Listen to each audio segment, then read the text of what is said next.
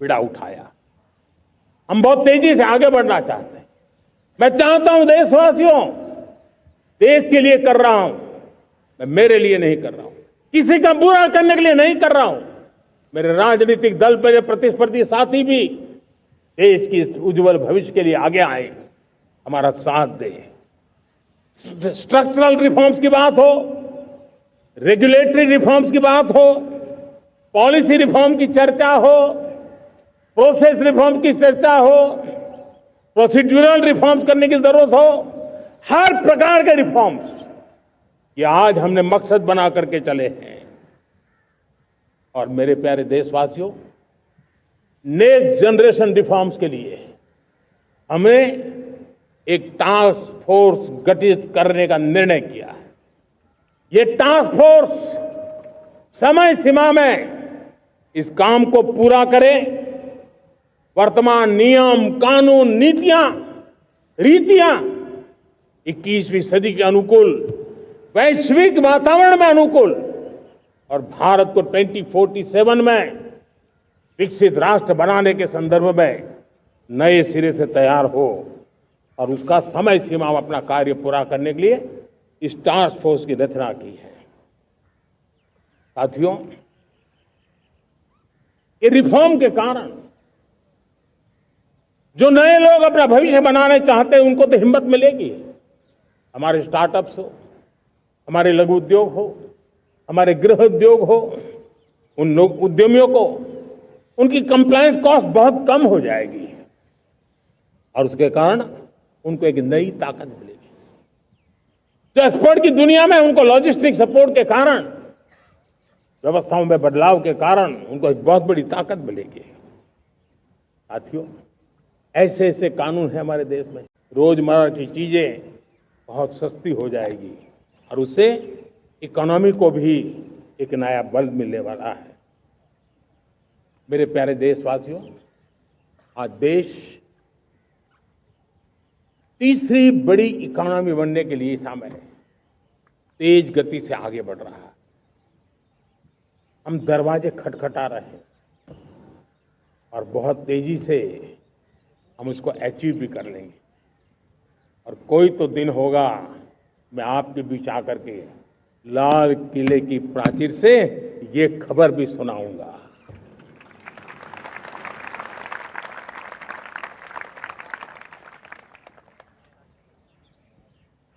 आज भारत की अर्थव्यवस्था और आर्थिक स्थिति को लेकर पूरी दुनिया आश्वस्त है।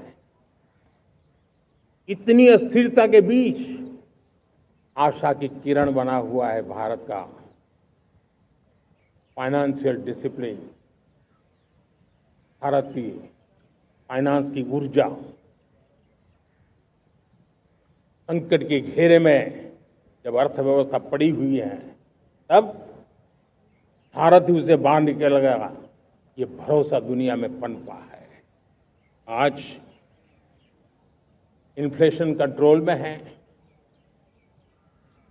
फॉरेन एक्सचेंज रिजर्व हमारे बहुत मजबूत है, हमारे मैक्रो इकोनॉमिक इंडिकेटर्स बहुत मजबूत है। ग्लोबल रेटिंग एजेंसी भी लगातार भारत की सराहना करती हैं, भारत की अर्थव्यवस्था पर ज्यादा से ज्यादा विश्वास व्यक्त कर रही है।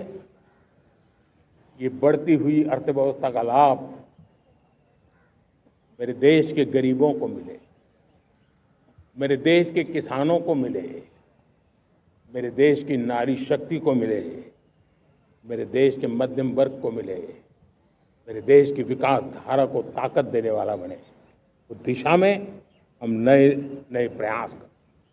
आज युवाओं के लिए नए नए सेक्टर्स में हमारे नौजवानों के लिए अवसर बन रहे हैं। स्किल डेवलपमेंट, स्वरोजगार, बड़ी बड़ी कंपनियों में इंटर्नशिप, इस पर एक बहुत बड़े स्तर पर अभियान चल रहा है। और इसलिए देश के नौजवानों, आज मैं आपके लिए भी एक खुश खबर लेकर के आया, मेरे देश के नौजवानों के लिए आया। आज 15 अगस्त है। आज 15 अगस्त के ही दिन मेरे देश के युवाओं के लिए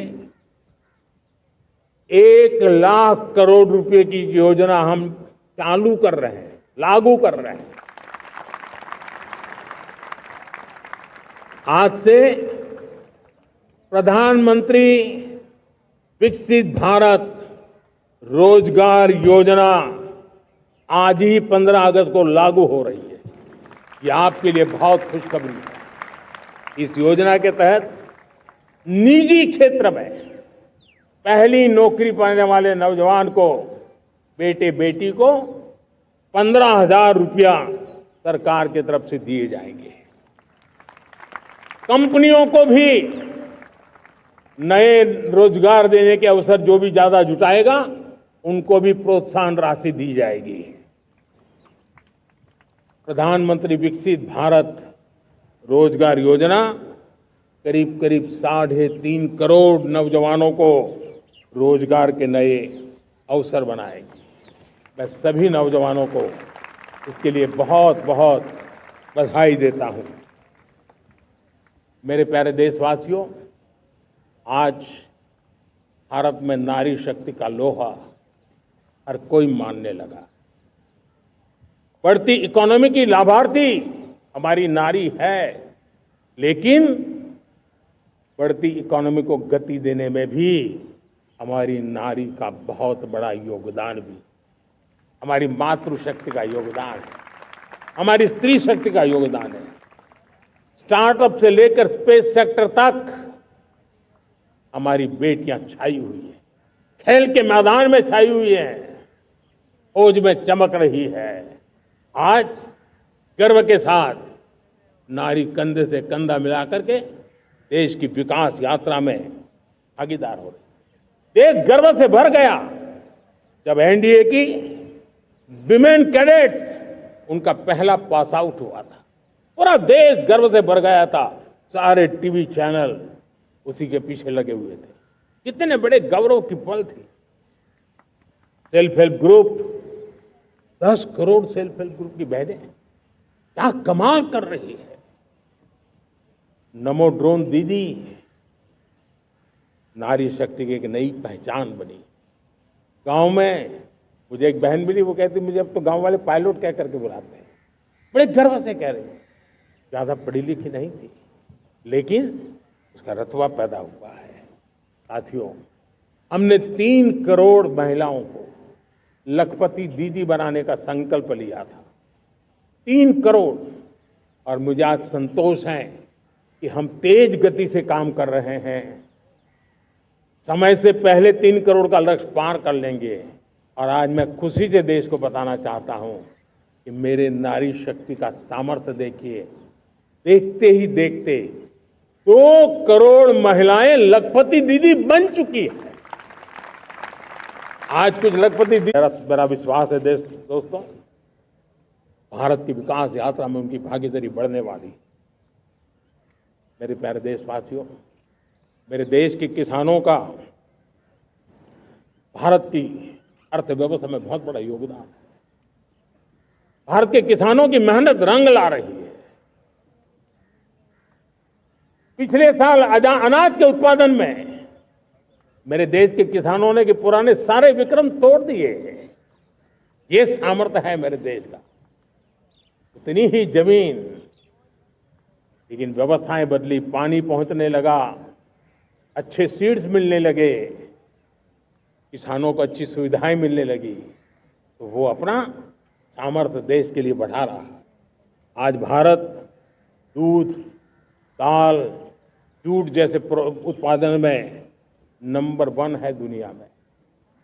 आज दुनिया का दूसरा सबसे बड़ा फिश प्रोड्यूसर, मेरे मछुआरा भाई बहनों की ताकत देखिए। फिश प्रोड्यूसर में दुनिया में हम दूसरे नंबर पर पहुंच चुके हैं। आज भारत चावल, गेहूं, फल और सब्जी के उत्पादन में भी दुनिया में दूसरे नंबर पर पहुंच चुका है। साथियों, आपको खुशी होगी, मेरे देश के किसान जो पैदावार देते हैं, आज वो उत्पादन दुनिया के बाजार में पहुंच रहा है। 4 लाख करोड़ रुपया एग्रो प्रोडक्ट का एक्सपोर्ट हुआ है। ये मेरे देश के किसानों ने भी ताकत दिखाई है। हम छोटे किसान हो, पशुपालक हो, मछुआरे हो, देश के विकास की अनेक योजनाओं का लाभ आज हम उन तक पहुंचा रहे हैं। पीएम किसान सम्मान निधि हो, रेन वाटर हार्वेस्टिंग हो, सिंचाई की योजनाएं हो, क्वालिटी सीड्स हो, फर्टिलाइजर की आवश्यकता हो, हर क्षेत्र में आज और किसान को एक भरोसा हो गया है फसल बीमा का, वो साहसिक बना रहा है। उसका परिणाम भी देश को मिल रहा है। जो पहले कल्पना की बात थी आज हकीकत बन गई है। देशवासियों, हमारे देश के पशुधन को बचाने के हमें कोविड की वैक्सीन मुफ्त में मिली, वो तो याद है, लेकिन हम पशुधन के लिए भी अब तक 125 डोज मुफ्त में पशुओं को लगा चुके हैं। फूट एंड माउथ डिसीज से मुक्ति पाने के लिए, जो हमारा यहाँ उत्तर भारत में उसे खुरपका मुंहपका बीमारी कहते हैं, उसे बचाने के लिए 125 करोड़ डोज हम लगा चुके हैं और मुफ्त में लगा चुके हैं। हम खेती के मामले में देश के वो जिले जहां के किसान औरों से पीछे रह गए, किसी न किसी कारण से 100 जिले ऐसे हैं जहां अपेक्षाकृत कम खेती है, और इसलिए हमने 100 जिले आइडेंटिफाई किए हैं पूरे देश में से, और वहां के किसानों को एम्पावर करना, किसानों को शक्ति देना, किसानों को मदद करने का एक अभियान चलाया है। और इसके लिए पीएम धन धान्य कृषि योजना का आरंभ किया है। पीएम धन धान्य कृषि योजना वो देश के 100 जिले जहां थोड़ी सी भी मदद कर देंगे तो वहां का किसान भी भारत के अन्य किसानों की बराबरी कर देगा। मेरे प्यारे देशवासियों, भारत के किसान, भारत के पशुपालक, भारत के मछुआरे, ये हमारी सबसे बड़ी प्राथमिकता है। भारत के किसान, भारत के मछुआरे, भारत के पशुपालक, उनसे जुड़ी किसी भी अहितकारी नीति के आगे मोदी दीवार बन के खड़ा है।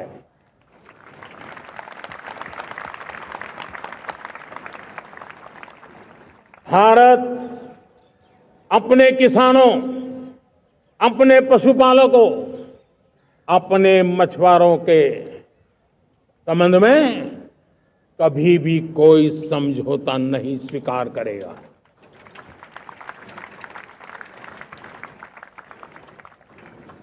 प्यारे देशवासियों, गरीबी क्या होती है मुझे किताबों में पढ़ना नहीं पड़ा है, मैं जानता, सरकार में भी रहा हूं, और इसलिए मेरी कोशिश रही है कि सरकार फाइलों में नहीं होनी चाहिए। सरकार देश के नागरिकों की लाइफ में होनी चाहिए। दलित हो, पीड़ित हो, शोषित हो, वंचित हो, उनके लिए सकारात्मक रूप से सरकारें प्रोएक्टिव हो, सरकारें प्रो पीपल हो, उस दिशा में हम निरंतर प्रयास कर रहे हैं। समाज के हर जरूरत व्यक्ति के लिए, कुछ लोगों को लगता है कि सरकार की योजनाएं पहले भी आती, जी नहीं, हम सरकार की योजनाओं को जमीन पर उतार रहे हैं, सैचुरेशन पर बल देते हैं, और सामाजिक न्याय का अगर कोई सच्चा एजुकेशन है तो सेचुरेशन में है, जिसमें कोई हकदार छूटे नहीं, हकदार के घर तक सरकार जाए और उसे अपना हक की चीजें मिले, उसके लिए हम काम कर रहे हैं।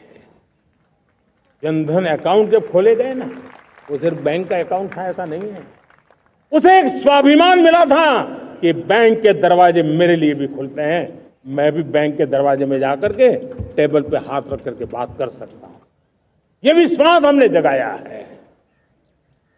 आयुष्मान भारत ने बीमारी को सहने की आदत से मुक्ति दिलाने का और उनको अच्छे स्वास्थ्य के लिए मदद करने का काम, और जब हम वरिष्ठ नागरिकों को 5 लाख रुपए से ज्यादा मदद कर करके उनके आरोग्य की चिंता करते हैं, आज पीएम आवास 4 करोड़ गरीबों को घर मिलना मतलब जिंदगी के नए सपने वहां सजते हैं। वो सिर्फ 4 दीवारें नहीं है दोस्तों। रेहड़ी पटरी वालों के लिए पीएम स्वनिधि योजना, जो कभी ब्याज के चक्कर में फंसा रहता था, आज पीएम स्वनिधि से रेहड़ी पटरी वाला भी, और आपने देखा वो यूपीआई से पैसे लेता है, यूपीआई से पैसे देता है। ये बदलाव आखिरी व्यक्ति तक चिंता लोगों की लाइफ में सरकार होनी चाहिए। उसी के कारण ये जमीन से जुड़ी योजनाएं बनती हैं, और जमीन से जुड़ी योजनाएं जमीन पर उतरती हैं, और जमीन से उतरी हुई योजनाएं जीवन में बदलाव लाने का एक सशक्त माध्यम बन जाती हैं। एक समय था, गरीब हो, पीड़ित हो, आदिवासी, वंचित हो, दिव्यांग हो, हमारी विधवा माताएं बहनें हो, अपने हक के लिए दर दर भटकते रहते थे। तक सरकारी दफ्तरों में चक्कर लगाते लगाते जिंदगी पूरी हो जाती। आज सरकार आपके दरवाजे पर आती है, सेचुरेशन के अप्रोच को लेकर के आती है, करोड़ों लाभार्थियों को सरकारी योजनाओं का लाभ मिल रहा है। डायरेक्ट बेनिफिट ट्रांसफर एक बहुत बड़ा क्रांतिकारी काम हुआ है। साथियों, गरीबी हटाओ के नारे देश ने बहुत सुने हैं, लाल किले से भी सुने, और देश सुन सुन करके थक गया था, और देश ने मान लिया था कि गरीबी हट नहीं सकती है। लेकिन जब हम योजनाओं को गरीब के घर तक ले जाते हैं, विश्वास को गरीब के मन में हम पैदा करते हैं, तब मेरे देश के 25 करोड़ गरीब गरीबी को परास्त कर करके, गरीबी से बाहर निकल करके एक नया इतिहास बनाते हैं। आज 10 करोड़ गरीब, और 10 वर्ष में 25 करोड़ से ज्यादा गरीब गरीबी को परास्त कर करके गरीबी से बाहर निकले हैं, और एक न्यू मिडिल क्लास तैयार हुआ है। मेरे साथियों, ये न्यू मिडिल क्लास और मिडिल क्लास एक ऐसी जुगलबंदी है जिसमें एस्पिरेशन भी है, एफर्ट भी है। वो देश को आगे बढ़ाने के लिए बहुत बड़ा सामर्थ्य बनने वाली है। मेरे प्यारे देशवासियों, बहुत ही निकट भविष्य में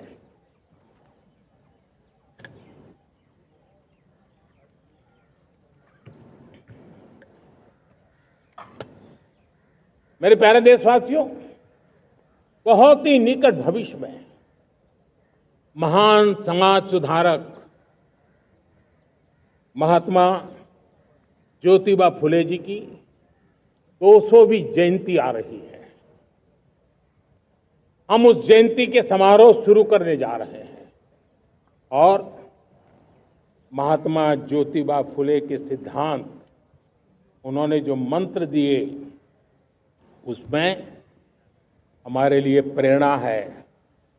पिछड़े को प्राथमिकता, पिछड़े को प्राथमिकता देते हुए हम परिवर्तन की ऊंचाइयों को प्राप्त करना चाहते हैं।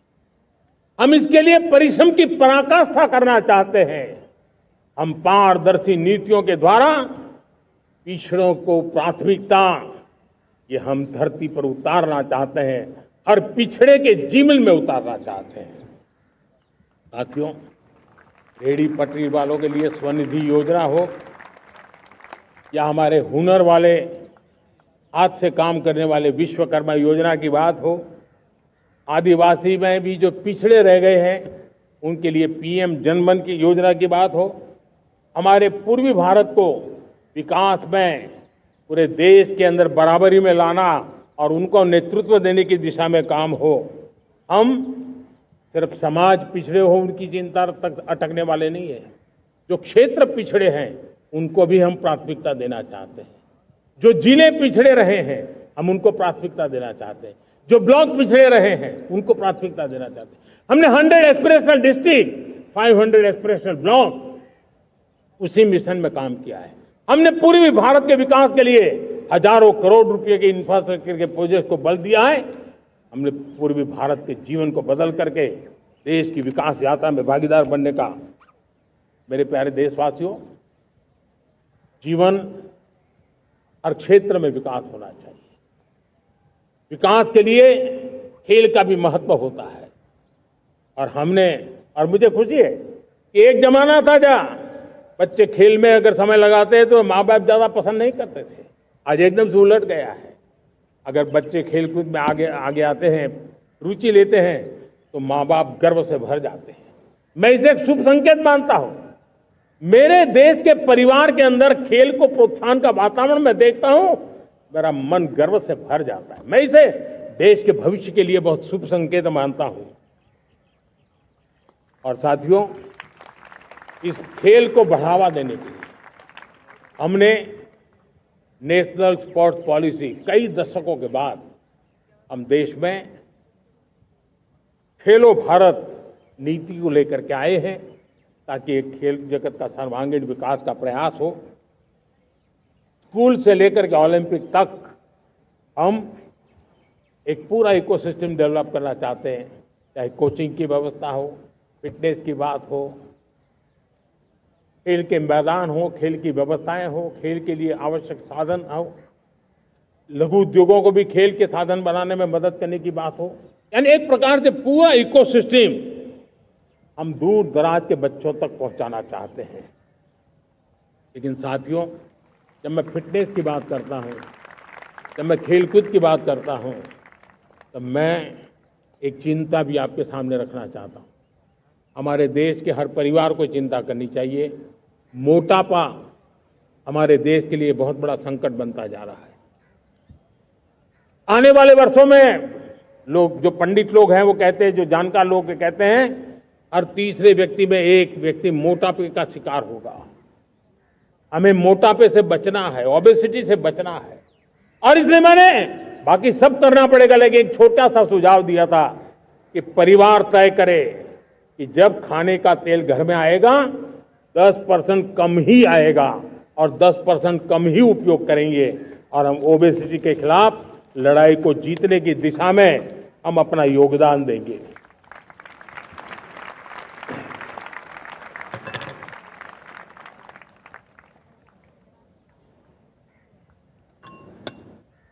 मेरे प्यारे देशवासियों, हमारा देश भाग्यवान है। हजारों